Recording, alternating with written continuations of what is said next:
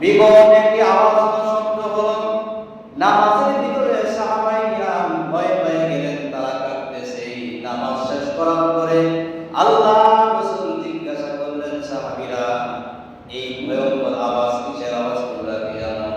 সাহাবায়ে কিরাম বললেন, ইয়া রাসূলুল্লাহ, ইয়া হাবিবাল্লাহ, আল্লাহ এবং তার রাসূল ভালো জানে। আল্লাহ রাসূল বলতেছেন যে এই যে নামাজের পড়া অবস্থায় মানে বিরাট একটা শব্দ হলো, যে আওয়াজ হলো, এই আওয়াজ কিসের আওয়াজ তোমরা কি জানো? সাহাবায়ে কিরাম বললেন, ইয়া রাসূলুল্লাহ, আল্লাহ এবং তার রাসূল ভালো জানে, আমরা জানি। আল্লাহ রাসূল বললেন, হে আমার সাহাবীরা, আজ থেকে প্রায় ৭০,০০০ বছর আগে আল্লাহ রাব্বুল আলামিন ৭০,০০০ বছর আগে একটি পাথর আল্লাহ তাআলা ছেড়ে দিয়েছিলেন। আর এই পাথরটা আস্তে আস্তে আস্তে ১ বছর না, ২ বছর না, ১০০ বছর না, ২০০ বছর না, ১,০০০ বছর না, ২,০০০ বছর না, ৭০,০০০ বছর অতিক্রম করে ওই পাথরটি আজকে জাহান্নামের নিম্নস্থলে পৌঁছে গেছে। ৭০,০০০ বছর অতিক্রম করে আল্লাহ রাসূল বলতেছে যে আজকে সেই পাথরটা জাহান্নামের একবারে নিম্নস্থলে পৌঁছে গেছে, সেই পাথরের আওয়াজ। তাহলে চিন্তা করেন, একটা জিনিস যদি উপর থেকে নিচে আসে, তার গতিবেগ কত? এইভাবে আস্তে আস্তে ১-২ বছর না, ৭০,০০০ বছর অতিক্রম করার পরে ওই জাহান্নামের একবারে নিম্নস্থলে গিয়া পাথরটা পৌঁছেছে। আল্লাহ তাআলা বলেন, মুনাফিকের ঠিকানা হলো ওই জাহান্নামের একেবারে নিম্নস্থলে। এই মুনাফিক ওই জায়গার মধ্যে, কারণ হলো মুনাফিক ইসলামের যত বড় ক্ষতি করে, একজন মুসলিম কত বড় ক্ষতি করে না। মুনাফিক চিনার কোনো উপায় নাই, এদেরকে চিনা যায় না, কারণ এরা মসজিদে নামাজ পড়ে, এরা হজ করে, যাকাত দেয়, সব কিছু করে, চিনার কোনো উপায় নাই, কিন্তু এদের অন্তরের মধ্যে মুনাফিক। আল্লাহ তাআলা বলেন, এদের ধারণা হলো ইউখাদিউনাল্লাহা ওয়াল্লাযীনা আমানু ওয়া মা ইয়াখদাউনা ইল্লা আনফুসাহুম ওয়া মা ইয়াশউরুন।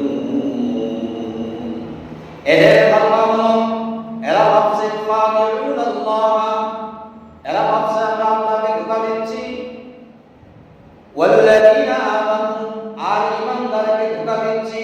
আল্লাহ বলেন, ওয়া মা ইয়াখদাউনা ইল্লা আনফুসাহুম ওয়া মা ইয়াশউরুন। নবী, এরা ঈমান ওয়ালাকে ধোঁকা দিচ্ছে না, এরা আল্লাহকে ধোঁকা দিচ্ছে না, এরা নিজেরাই নিজেকে ধোঁকা দিতেছে, অথচ এরা বুঝতেছে। হয়তো মুনাফিকের কারণে দুনিয়ার জিন্দেগিতে কিছু সময় হয়তো সাকসেস হতেও পারে, কিন্তু আল্লাহ রাব্বুল আলামিন যখন এদের মুনাফিকি প্রকাশ করে দিবে সমাজের মধ্যে, এদের পজিশন এমন হয়ে যাবে, সমাজের মধ্যে এরা মুখ দেখাইতে পারবে না। এই জন্য আল্লাহ বলেন, এরা ভাবছে আল্লাহকে ধোঁকা দিচ্ছি, ঈমানওয়ালাদেরকে ধোঁকা দিচ্ছি। আল্লাহ বলেন, না না, এরা ঈমানওয়ালাদেরকে ধোঁকা দেয় না, আল্লাহকে ধোঁকা দেয় না, এরা নিজেরাই নিজেকে ধোঁকা দিতেছে, অথচ এরা বুঝতেছে না।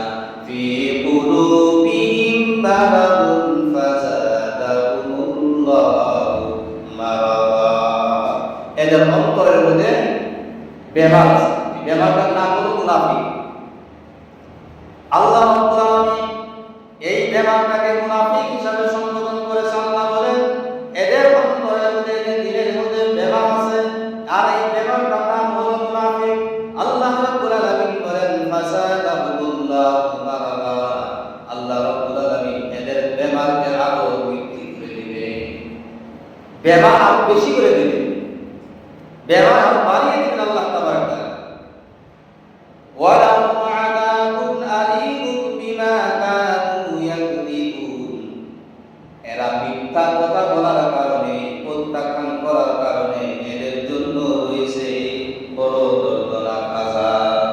এই মিথ্যা কথার কারণে, মানুষকে ধোঁকা দেওয়ার কারণে, এই মুনাফিকের কারণে আল্লাহ তাবারক তাআলা বলেন যে এদের জন্য দর্দনাক আযাব আছে, খুব কঠিন আযাব আছে।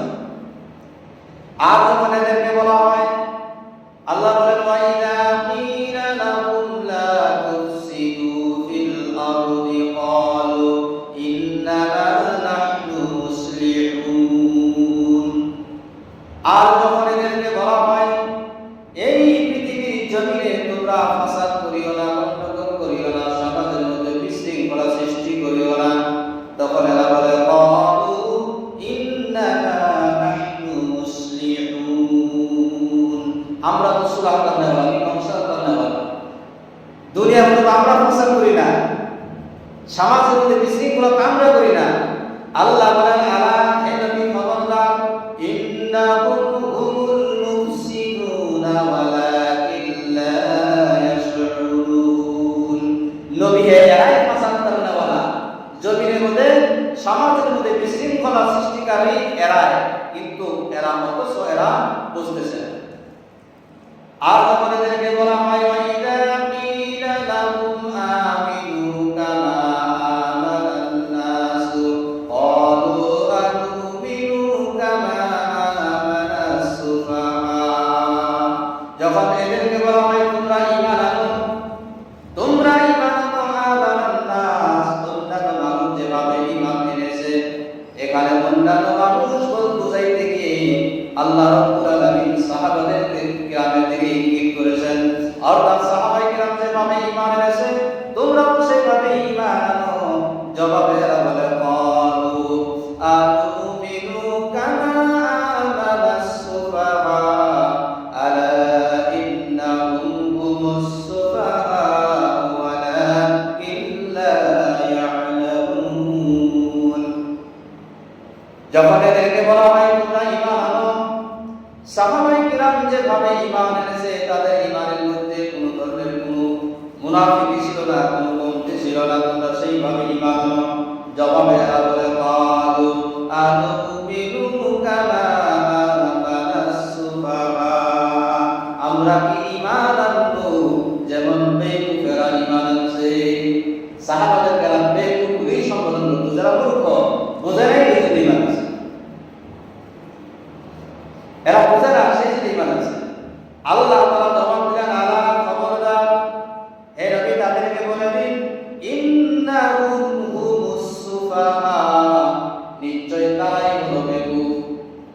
নবীর সাহাবীরা, হে নবী আপনার সাহাবীরা, আপনার সাথীরা বেকুফ না, যারা বলতেছে বেকুফ তারাই হলো নিজেরাই বেকুফ। ওয়ালাকিন লা ইয়ালামুন, কিন্তু তারা বুঝতেছে না, জানতেছে না, এরা নিজেরাই বেকুফ। নবীর সাহাবায়ে কিরাম, আল্লাহর রাসূলের সাহাবী একজন আপনার দরকার সাহাবীর পায়ের ধুলার সমান তামাম পৃথিবীর মানুষের ঈমানদারের মূল্য হবে না। আল্লাহর নবীর একজন সাহাবী ছিলেন ওয়াহশী। এই ওয়াহশী আল্লাহর রাসূলের আপন চাচা আমির হামজাকে শহীদ করেছিলেন, আর এমন নির্মমভাবে শহীদ করেছিলেন আমির হামজা। কলিজা বের করে এই ওয়াহশী এবং হিন্দা দুইজনের কলিজা চাবাইয়া চাবাইয়া খেয়েছিলেন। মক্কা যখন বিজয় হয়ে গেল, আল্লাহ রাসূল সাল্লাল্লাহু আলাইহি ওয়াসাল্লাম মক্কার মধ্যে এলান করে দিলেন আজ মক্কার সমস্ত মানুষ নিরাপদে থাকবে, কারো কাছ থেকে কোনো প্রতিশোধ নেওয়া হবে না। কিন্তু 11 জন মানুষের বিরুদ্ধে আল্লাহ রাসূল তাদের বিরুদ্ধে ফতোয়া দিলেন, তাদের বিরুদ্ধে নির্দেশনা জারি করলেন যে 11 জন ব্যক্তি যেখানেই পাবে সেখানেই তাদেরকে কতল করা হবে। এই 11 জনের মধ্যে ওয়াহশী আছে, যে এদের কোনো মধ্যে লাভ নাই। এমনকি এরা যদি কাবা শরীফের গিলাফের কাছে যদি যা আশ্রয় নেয়, ওই সময়ও এদেরকে কোনো ক্ষমা নেই। ওই সময়ের জন্য আল্লাহ তাআলা ইজাজত দিয়েছিলেন যে মারার জন্য।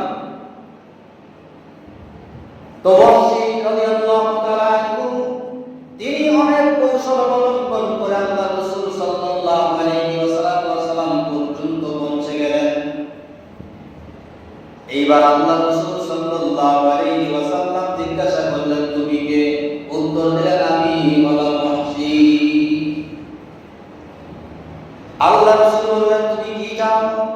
ওয়াহশী বললেন বললেন ইয়া রাসূলুল্লাহি জীবনের সবগুলো আমার কাছে ধরা পড়ে গেছে, আমি ইসলাম ধর্ম গ্রহণ করতে চাই।